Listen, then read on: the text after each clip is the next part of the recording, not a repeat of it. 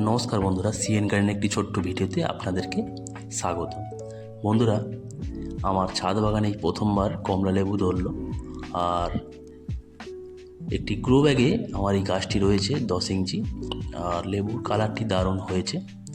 আর এই লেবুটিকে আমি আজকে পেড়ে নেব।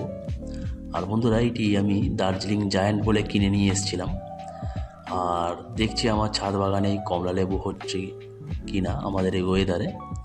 আর বন্ধুরা, এই লেবুটিকে আমি পেড়ে নেবো আজকেই। আর বেশি দিন রাখবো না, কারণ হনুমান হয়তো ছিঁড়ে নিয়ে চলে যেতে পারে। আমাদের এদিকে হনুমান আছে, মাঝে সাঝে আসে, আমরা তাড়া করি বলে অনেকটা সেফ আছে। আর বন্ধুরা, এটা দক্ষিণ 24 পরগনা এলাকা।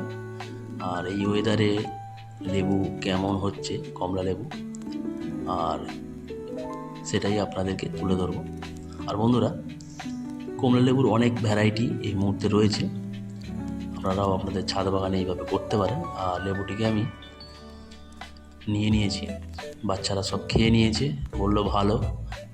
তারপরেও কি হয়, আমরা যেহেতু বাগান করছি, আমরা টেস্ট করে দেখবো কিনা ভালো, আর সেটাই দেখছি আমি। দারুণভাবে খোসা ছাড়িয়ে এসছে, গ্রানটাও ভালো। আর এক টুকরো আমি খেয়ে দেখবো লেবুটা আদৌ ভালো কিনা, তবে তো গাছ করার উৎসাহ আর অনেকটা বাড়বে।